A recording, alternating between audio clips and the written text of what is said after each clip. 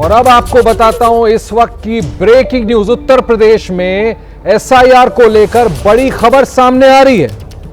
मतदाता सूची के विशेष गहन पुनरीक्षण को लेकर के इस वक्त की बड़ी खबर, यानी एसआईआर प्रक्रिया के बाद ड्राफ्ट मतदाता सूची का प्रकाशन आज किया जाना है। सूत्रों के हवाले से खबर है, एसआईआर प्रक्रिया के तहत करीब 2,89,00,000 वोटर्स के नाम काटे जाएंगे। बड़ी खबर इस वक्त की।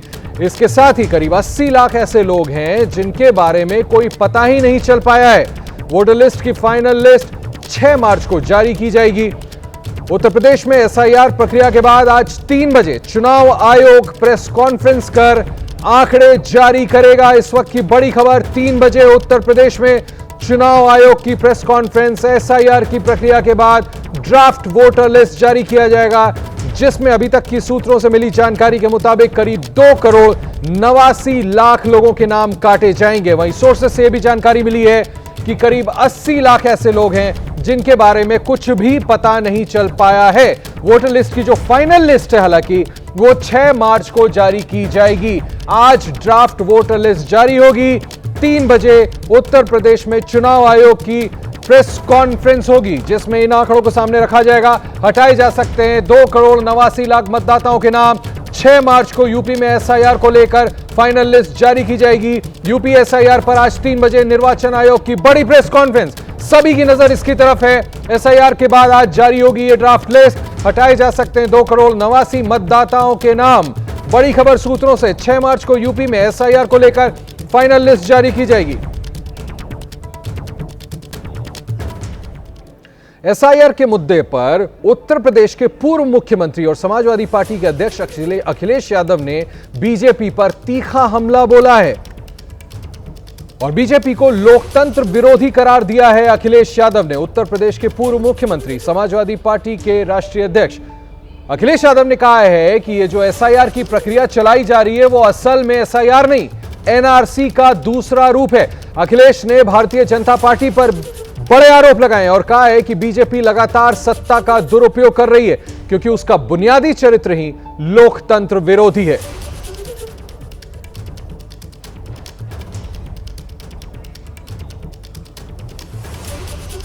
अखिलेश यादव ने बड़ा प्रहार किया है और सीधे बीजेपी को जिम्मेदार बताया। मेरे साथ मेरे 2 सहयोगी जुड़े, अंकित गुप्ता दिल्ली से और विवेक राय लखनऊ से। सबसे पहले अंकित के पास चलता हूं। अंकित, 3 बजे चुनाव आयोग की प्रेस कॉन्फ्रेंस, आज ड्राफ्ट लिस्ट आ जाएगा सामने। जी बिल्कुल, जो उत्तर प्रदेश के मुख्य निर्वाचन अधिकारी हैं वो दोपहर में 3 बजे प्रेस कॉन्फ्रेंस करेंगे। लेकिन आशीष, उसमें बड़ी खबर यही है कि उत्तर प्रदेश में जो बाकी तमाम राज्यों में अब तक जो ड्राफ्ट मतदाता सूची आई है, सबसे अधिक संख्या में जो वोट हटाए जा रहे हैं वो उत्तर प्रदेश में है। 18% से ज्यादा वोट हटाए जा रहे हैं। क्यों? क्योंकि देखिए 15.5 करोड़ वोटर था और अभी हमारी जो जानकारी है उसमें करीबन जो है 2,89,00,000 मतदाताओं का नाम ड्राफ्ट मतदाता सूची से गायब हो जाएगा या हट जाएगा। लेकिन यहां यह बताना भी जरूरी है आशीष, ये महत्वपूर्ण इस वजह से है क्योंकि जब बिहार के बाद में चुनाव आयोग ने प्रक्रिया में बदलाव कर दिया है। ये 2,89,00,000 कौन से लोग हैं?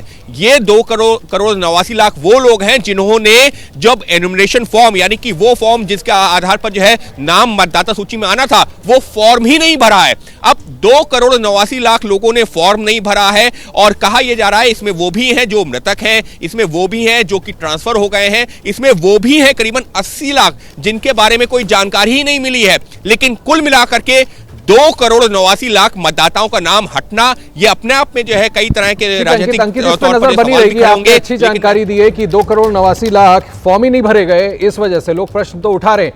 उत्तर प्रदेश सरकार के मंत्री जयवीर सिंह ने अखिलेश यादव के आरोपों का जवाब दिया है और कहा है कि अखिलेश यादव वोटरों को भ्रमित कर रहे हैं। अखिलेश जी लगातार वो बात करते हैं जो तथ्यहीन होती है, जिसमें कोई सच्चाई नहीं, बेबुनियाद होती है और कंट्राडक्टरी बात करते हैं। एक तरफ एसआईआर में उनके कार्यकर्ताओं को गांव-गांव बूथ जाकर सहयोग करने का काम कर रहे हैं, कह रहे हैं कि सबसे अच्छी यहाँ की यूपी की एसआईआर हुई है, और दूसरी तरफ इस तरह की बातें करना, मैं समझता हूँ कि इससे ही वो अपने को अगंभीर करते जा रहे हैं और जनता, उनकी बातों पर विश्वास जनता नहीं कर रही है। अब जैसा मैंने आप लोगों को बताया, मेरे साथ मेरे सहयोगी विवेक जुड़ रहे हैं लखनऊ से। 3 बजे प्रेस कॉन्फ्रेंस। विवेक, राजनीतिक पार्टियों की जिस तरह की प्रतिक्रिया आ रही है, अखिलेश यादव ने जिस तरह से बीजेपी पर पलटवार किया है, उसको देखते हुए आपको क्या लगता है कि राजनीति, ये जो ड्राफ्ट लिस्ट आएगी उसके बाद किस ओर जा रही है 2027 असेंबली चुनाव से पहले? देखिए, बिल्कुल बिहार चुनाव के जब नतीजे आए थे और वहाँ पर जो एसआईआर के आंकड़े थे, तब से ही विपक्ष लगातार इस बात को लेकर के सवाल खड़े कर रहा है कि इसमें तमाम उन लोगों के नाम कटे जो विपक्ष के वोटर थे। और अब अखिलेश यादव जब एसआईआर की शुरुआत यहाँ पर होने वाली थी, तब भी लगातार ये बात कह रहे थे कि एसआईआर के तहत उनके वोटरों के नाम काटे जा सकते हैं। हालांकि पीडीए प्रहरी अलग अलग जगहों पर जा करके बूथों पर एक्टिव हो करके और उन्होंने अपने जो नाम जुड़वाने का जो काम है वो समाजवादी पार्टी के लोगों ने किया। और बाद में मुख्यमंत्री को यहाँ तक कहना पड़ा कि भारतीय जनता पार्टी के जो वोटर्स हैं उनके नाम बहुत नहीं जुड़ पाए, और इसलिए मुख्यमंत्री ने तमाम अलग अलग मंत्रियों को उनके जो जिलेवार जो जिम्मेवारी है वो उनको दी। और उसके बाद मंत्रियों ने जाकर के जिले में एक्टिव होकर के एसआईआर के जो आंकड़े हैं वो अपने हिसाब से जो चीज़ें हो सकती थी या लोगों को जितना उसमें हिस्सेदारी का कराई जा सकती थी वो तमाम चीज़ें कराई गई हैं। लेकिन अब जब आज ड्राफ्ट लिस्ट आ रही है, उसके पहले अखिलेश यादव एसआईआर को एनआरसी जैसा बता रहे हैं और इसको लेकर के राजनीतिक जो गलियारे हैं उसमें तमाम अलग अलग जो चर्चाएं वो तो शुरू ही हो चुकी हैं। हालांकि आप बता दूं कि आज जो अभी ड्राफ्ट लिस्ट रहिएगा, मैं आऊंगा फिर आपके पास। आप ठीक कह रहे हैं कि राजनीतिक गलियारों में चर्चाएं बहुत तेज है। इसको लेकर अखिलेश यादव ने एसआईआर के मुद्दे पर यूपी सरकार को घेरा है। अब अखिलेश खासकर बीजेपी पर लोकतंत्र और संविधान विरोधी होने का आरोप लगाया है। अखिलेश यादव ने, उनका बयान हमने आपको दिखाया, और उन्होंने कहा था कि सरकार एसआईआर के जरिए चोरी छिपे एनआरसी लागू करने का काम कर रही है। बड़ा आरोप लगाया अखिलेश यादव ने। उनसे इस बयान पर उत्तर प्रदेश सरकार की कैबिनेट ने चौतरफा हमला किया है। सुनाते हैं आपको। समाजवादी पार्टी और कांग्रेस पार्टी, टीएमसी जैसे दलों का राजनीतिक भविष्य खतरे में है। श्री अखिलेश यादव जी, ममता बनर्जी जी, राहुल गांधी जी और तेजस्वी यादव जी जैसे लोगों का राजनीतिक भविष्य खतरे में है। बाकी सब बहुत अच्छा है। आज आप देखिए, खासतौर पर अल्पसंख्यक समाज की बात की जाए तो देश का अल्पसंख्यक समाज तरक्की और तालीम की तरफ आगे बढ़ रहा है, रोजगार की तरफ आगे बढ़ रहा है, सिविल सर्विसेज में हमारा पार्टिसिपेशन बढ़ रहा है। हमारे जो सरकार की अलग अलग योजनाएँ हैं, चाहे आवास योजना हो, आयुष्मान योजना हो, हर योजना में 30 से 35 से 40% तक की हिस्सेदारी माइनॉरिटीज़ को मिल रही है। तो अपने आप में बताने के लिए काफ़ी है कि देश एकजुट होकर विकास की तरफ तेज़ी से आगे बढ़ रहा है। और ऐसी जो बातें हैं, ऐसे बयान हैं, इससे देश के आम जनमानस को, खासतौर पे माइनॉरिटीज़ को कोई फर्क पड़ने वाला नहीं। समाजवादी पार्टी को एसआईआर से अलग रहना चाहिए, उनको इसमें सम्मिलित नहीं होना चाहिए, अपने लोगों को मोटिवेट नहीं करना चाहिए कि भाई आप एसआईआर में सम्मिलित हों या सहभागिता करें या वोट बनवाने का काम करें। यानी सारी संवैधानिक व्यवस्थाओं पर टिप्पणी भी करेंगे, खराब बातें भी बताएंगे, उसमें सम्मिलित भी होंगे, तो थोड़ा जो चरित्र है थोड़ा ठीक नहीं है। वो 14 हारे, 17 हारे, 19 हारे, 22 हारे, 24 हारे, तो इसके वजह से उनको भय है, हारना है तो कुछ ना कुछ बोलते रहे हैं तो कम से कम वो बोल करके ही संतोष कर रहे हैं, तब बोलने भी आप लोग नहीं देंगे। विवेक मेरे साथ लखनऊ से लगातार जुड़े हुए हैं। विवेक, मंत्रियों का पूरा टीम ही जैसे उन्होंने पलटवार किया है अखिलेश यादव पर। अब समाजवादी पार्टी की प्रतिक्रिया का इंतजार तो रहेगा, लेकिन जैसा अंकित बता रहे थे कि ये 2,89,00,000 तो वो है ना जिन्होंने फॉर्म ही नहीं भरा, फिर क्यों आपत्ति दर्ज करा रहे, क्यों सवाल रेज किया जा रहा है इस पर समाजवादी पार्टी की तरफ से? जब बिल्कुल देखिए 2,89,00,000 का जो आंकड़ा है वो इसमें फ़िलहाल जो भी सोर्सेज के हिसाब से कि 2,89,00,000 जो वोटर वो फ़िलहाल कट रहे हैं। हालांकि इसमें आपको बता दूं कि अलग अलग आंकड़े हैं। इसमें मृतकों का भी आंकड़ा है, इसमें जो डबल वोटर्स हैं उनका भी आंकड़ा है, जो वोटर शिफ्ट हुए हैं उनका भी आंकड़ा है, और उसमें कुछ ने जो जितने ने फॉर्म नहीं भरा उनका भी आंकड़ा है। तो अलग अलग आंकड़ा, ये नहीं कहा जा सकता कि 2,89,00,000 के फॉर्म ही नहीं भरेगा उसमें, क्योंकि मृतक भी हैं, बाकी लोग भी हैं।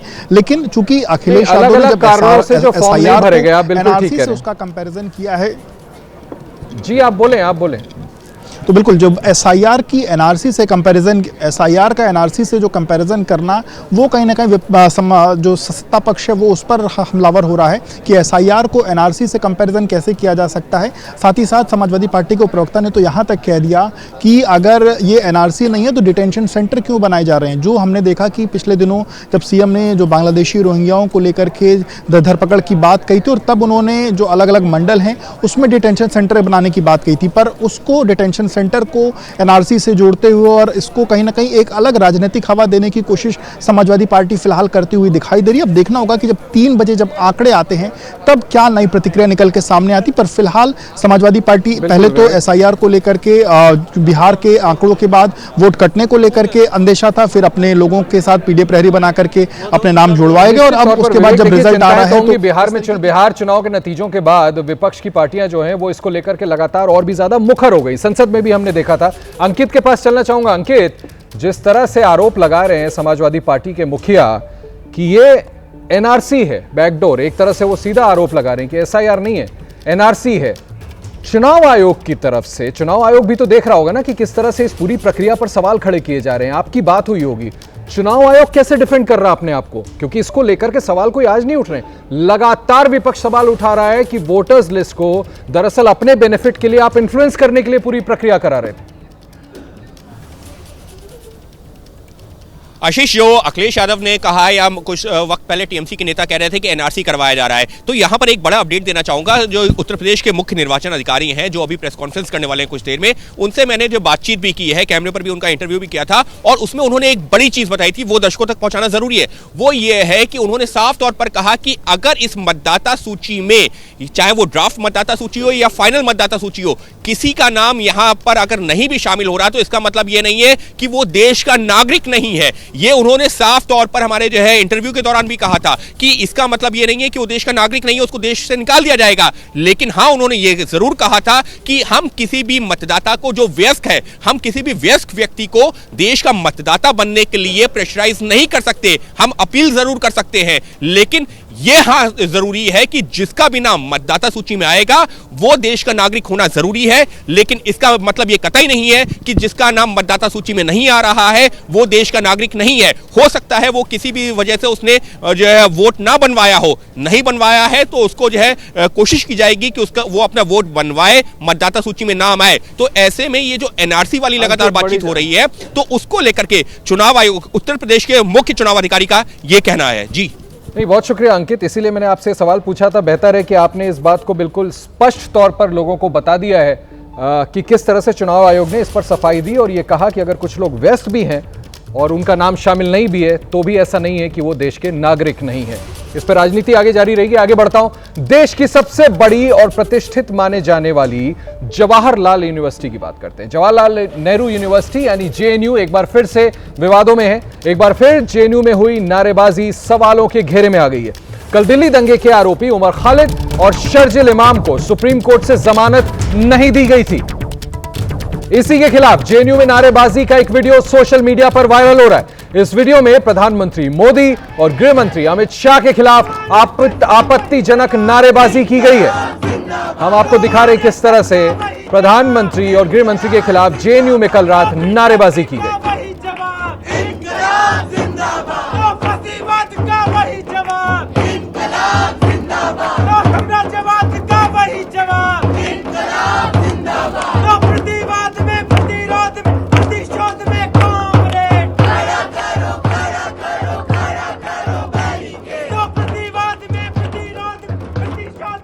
उमर खालिद को जमानत नहीं दिए जाने के खिलाफ यह विरोध प्रदर्शन किया गया और यहां पर ये देखिए छात्र जितने इकट्ठा हैं, इन्होंने बाकायदा देश के प्रधानमंत्री नरेंद्र मोदी और गृह मंत्री अमित शाह के खिलाफ आपत्तिजनक नारेबाजी की है।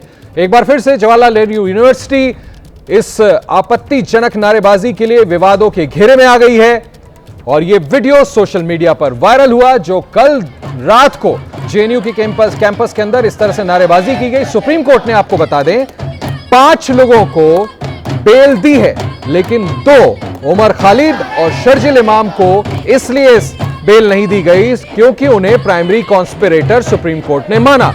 उसके विरोध में ये छात्र इस वायरल वीडियो में नजर आते हैं कि किस तरह से वहां इकट्ठा होकर के बाकायदा ढोल बजा बजा करके आपत्तिजनक नारेबाजी करते हुए आपको ये टेलीविजन स्क्रीन पे नजर आएंगे। इन्होंने प्रधानमंत्री नरेंद्र मोदी और गृह मंत्री अमित शाह के खिलाफ जेएनयू कैंपस में इन छात्रों ने नारेबाजी की। फिर से देखिए स्क्रीन पर, हम आपको दिखा रहे हैं।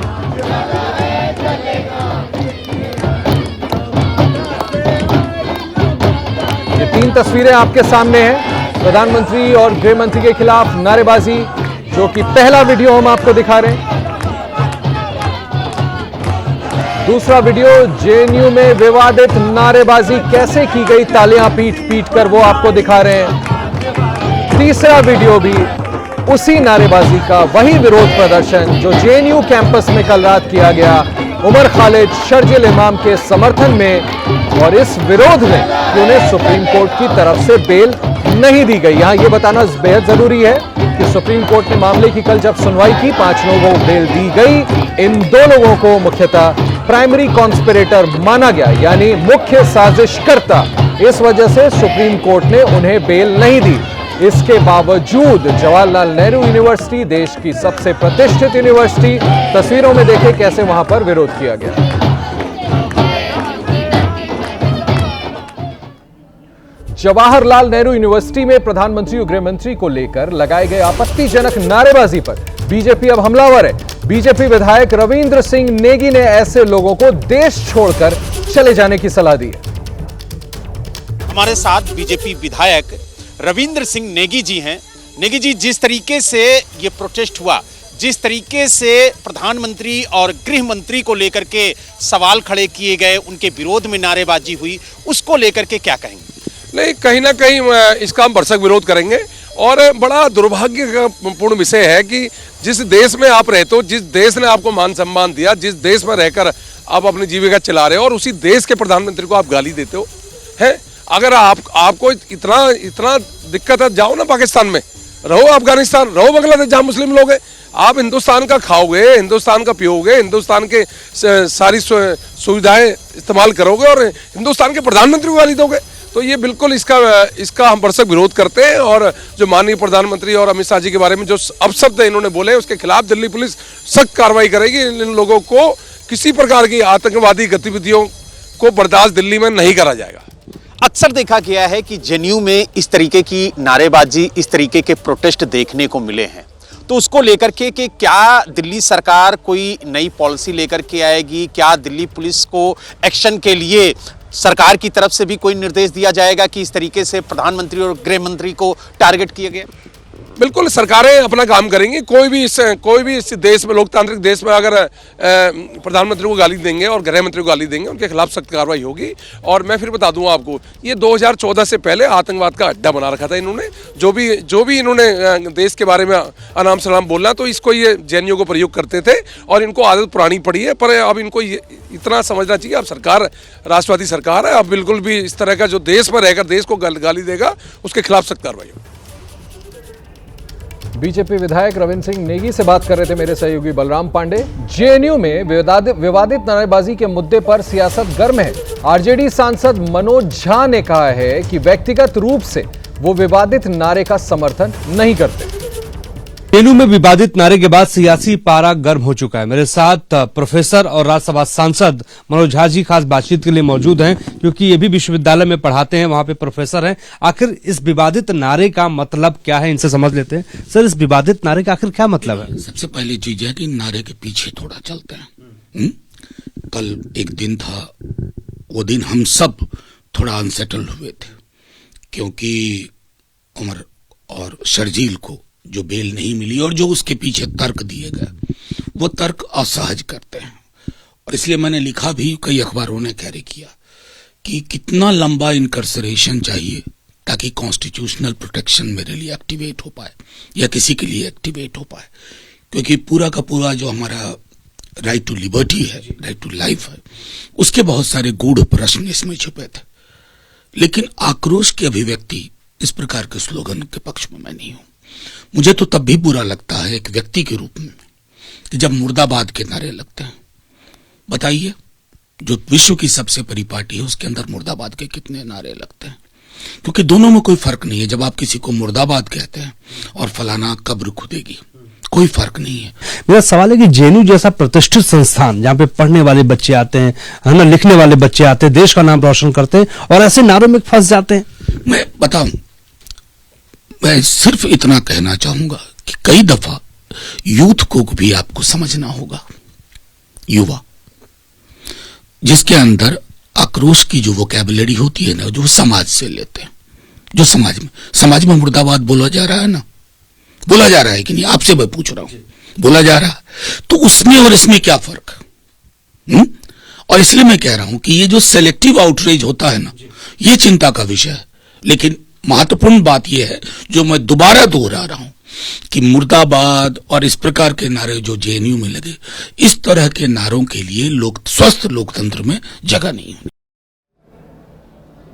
वहीं बीजेपी के राष्ट्रीय महासचिव तरुण चुग ने जेएनयू में आपत्तिजनक नारेबाजी की कड़ी निंदा की है और इसे हिंसक मानसिकता करार दिया है। तरुण चुग ने कहा है कि ये नक्सलियों के खिलाफ हो रही कार्रवाई की हताशा है। जेएनयू एक बार फिर से विवादों में है। रात्रि में तमाम तरह की नारेबाजी होती है। शर्जील इमाम, उमर और खालिद को जब बेल एप्लीकेशन उनकी सुप्रीम कोर्ट ने रद्द की, उसको लेकर लगातार नारेबाजी हुई और प्रधानमंत्री, गृह मंत्री को लेकर कब्र खोदने तक की बात कही गई। नक्सलवाद के समूल नाश के बाद अब संविधान विरोधी, राष्ट्र विरोधी अर्बन नक्सल का यह हताशा, निराशा और कुंठा से भरा हुआ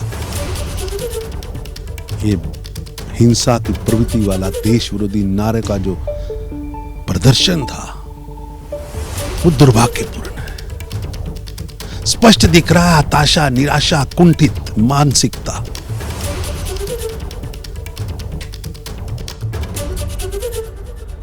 आप अदालती फैसले या जिरह के खिलाफ अपनी निराशा जता सकते हैं, लेकिन फैसला अगर अदालत का है, सुप्रीम कोर्ट का है, ऐसे में प्रधानमंत्री और गृह मंत्री के खिलाफ इस तरह का आपत्तिजनक बयान सामने आए तो सोचना तो जरूर चाहिए स्टूडेंट्स को।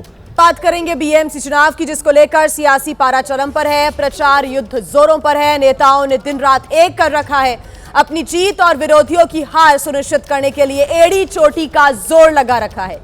शिवसेना शिंदे गुट के अध्यक्ष और डेप्यूटी सीएम एकनाथ शिंदे भी चुनाव प्रचार में जुटे हुए हैं और मुंबई के साथ साथ मुंबई से सटे हुए ठाणे में भी महानगर पालिका का चुनाव हो रहा है।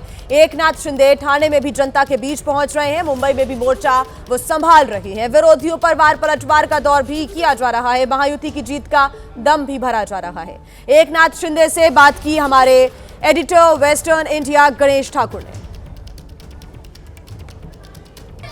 राज्य के उप मुख्यमंत्री एकनाथ शिंदे मेरे साथ हैं और ठाणे में जो प्यार मिल रहा है, आप देखिए यहाँ पर महिलाएं उनको मिलने आ रही हैं, उनको उन पर प्यार बरसाया जा रहा है। तो इसी विश्वास के साथ वो यहाँ पर हमसे बात करते हुए कह रहे हैं कि एक बार फिर से ठाणे में ही नहीं, मुंबई में और तमाम जगहों पर महायुति की जीत होगी। सर, ये जो प्यार मिल रहा है, इसी के बलबूते आप दावा करते हैं कि आपका विजय पक्का है? ये हमारी लाडली बहनों का प्रेम है। ये लाडली बहनों का प्रेम है। ये लाडली बहना चमत्कार करेगी और आने वाले 15 तारीख को महायुति का भगवा परचम फहराएगी। आप विकास की बातें करते हैं, लेकिन ठाकरे बंधु हमेशा एक इमोशनल लड़ाई लड़ने की कोशिश कर रहे हैं। वो मराठी अस्मिता की बात करते हैं। इमोशनल मुद्दे पर नहीं जीत सकते। ये चुनाव विकास के मुद्दे पे हम जीतेंगे, विकास के मुद्दे पे जीतेंगे।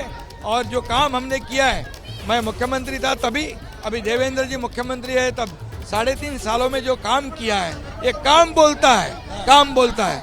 और जो आप काम के बलबूते पर ये चुनाव हम जीतेंगे। जो काम आप गिना रहे हैं, कोस्टल रोड और तमाम चीजें, उसका वो क्रेडिट ले रहे कि हमने किया। ये झूठा क्रेडिट लेने का ये जनता है, सब जानती है किसने क्या किया और किसने क्या नहीं किया। लोग काम करने वालों को वोट देंगे, घर में बैठने वालों को घर में बिठा देंगे। तो आखिरी सवाल, मुंबई का महापौर मराठी होगा और तमाम महानगर पालिकाओं में कैसा परफॉर्मेंस देख रहे हैं आप? मुंबई का महापौर महायुति का होगा, मुंबई का महापौर मराठी होगा। तमाम जितने महापालिका है उसमें महायुति की जीत होगी। 29-0 होगा क्या? बिल्कुल 29-0 होगा। एकनाथ शिंदे साहब यहाँ पर बड़े आत्मविश्वास के साथ ये दावा कर रहे हैं कि आने वाले चुनाव में 29-0 से उनकी जीत जरूर होगी। गणेश ठाकुर, एबीपी माझा, ठाणे। बड़ी खबर आपको बता दें हरियाणा के फरीदाबाद से, जहां पर दो पक्षों में जमकर पथराव हुआ है। नेहरू कॉलोनी में आपसी विवाद के चलते दो पक्ष आपस में भिड़ गए। मौके पर पुलिस पहुंची और भीड़ को तितर-बितर किया गया। हालातों को नियंत्रण में करने की कोशिश की गई। फरीदाबाद में दो पक्षों के बीच पथराव की जानकारी निकलकर सामने आ रही है। नेहरू कॉलोनी में आपसी विवाद के चलते दो पक्ष आपस में भिड़ गए। मौके पर सूचना के बाद पुलिस पहुंचती है और भीड़ को तितर-बितर करने का प्रयास किया गया है। भीड़ को शांत करने की कोशिशें की गई हैं। कुछ तस्वीरें भी सामने आई है जहां पर पत्थरबाजी हुई है, दो पक्षों के बीच ये पथराव हुआ है, एक दूसरे के ऊपर जमकर पत्थर बरसाते हुए लोग नजर आ रहे हैं। ये तस्वीरें आप देख रहे हैं, बवाल की स्थितियां यहां पर बन गई। आपसी विवाद यहां पर पूरा कारण बताया जा रहा है, आपसी रंजिश, और इसके चलते दो पक्षों में ये पथराव हो गया। आसपास जो लोग हैं गाड़ियों से निकल रहे हैं वो भी यहाँ पर दहशत में आ गए। मौके पर इस सूचना के बाद पुलिस पहुंचती है और भीड़ को तितर-बितर करने की कोशिशें करती है। नेहरू कॉलोनी के पास की ये पूरी घटना बताई जा रही है। नेहरू कॉलोनी में ये बवाल की स्थितियां बन गई जब आपसी रंजिश में दो पक्ष आपस में भिड़ते हुए नजर आए। कुछ दुकानों को लोग बंद करते हुए भी नजर आए हैं, शटर यहाँ पर लगा दिए गए क्योंकि पत्थरबाजी यहाँ पर हो रही थी, ऐसे में किसी को चोट ना लग जाए, इस चक्कर में लोग अपनी जान को बचाते हुए नजर आए। पुलिस मौके पर पहुंची और भीड़ को तितर-बितर किया गया। हालांकि अब पुलिस पूरे मामले की जांच कर रही है। कुछ वीडियोस भी सामने आए हैं, यहाँ पर आप देख सकते हैं जमकर पत्थर बरसाते हुए, बड़े बड़े पत्थर दूसरी तरफ जो गली है वहां पर फेंकते हुए ये युवक नजर आ रहे हैं। फरीदाबाद की ये तस्वीरें, नेहरू कॉलोनी में जमकर ये बवाल हो गया। आपसी रंजिश, आपसी जो विवाद है वो यहाँ पर कारण बताया जा रहा है। पुलिस अब पूरे मामले की जांच कर रही है, कुछ लोगों को हिरासत में लेकर पूछताछ की भी अब तैयारी है। माहौल को बिगाड़ने का प्रयास किया गया, पत्थरबाजी हुई, कुछ देर के लिए अफरा तफरी का माहौल बन गया, कुछ लोग यहाँ पर डरे सहमे नजर आए, कुछ लोगों ने अपनी दुकानों के शटर भी गिरा दिए और दूसरी तरफ जो बिल्डिंग्स मौजूद है वहां पर ये युवक पत्थरबाजी करते हुए दिख रहे हैं। हालांकि पूरा जो मामला है वो आपसी रंजिश, आपसी विवाद का बताया जा रहा है। स्पष्ट निकलकर सामने आ पाएगा पुलिस के द्वारा जांच के बाद कि आखिर क्या वजह रही कि दो पक्षों में पथराव की स्थितियां बन गई।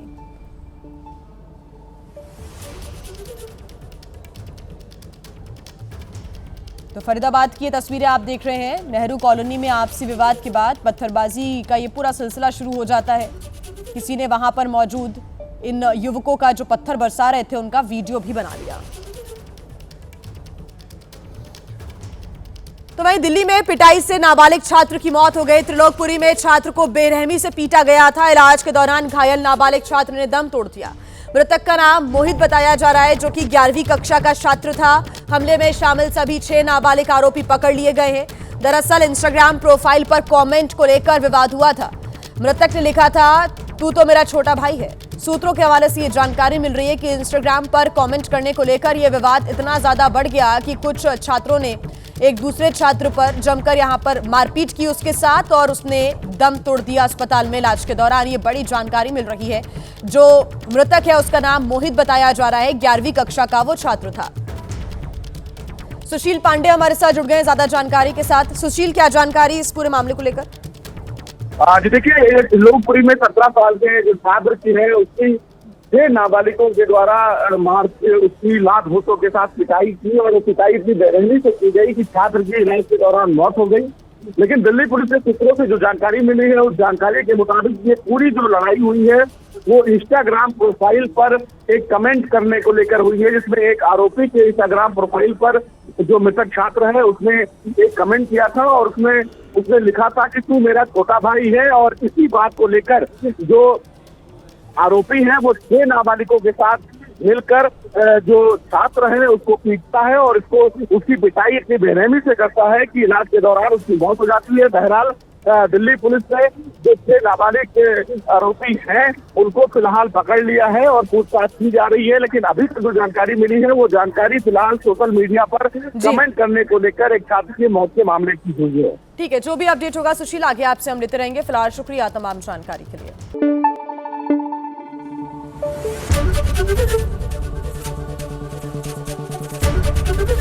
एबीपी न्यूज आपको रखे आगे।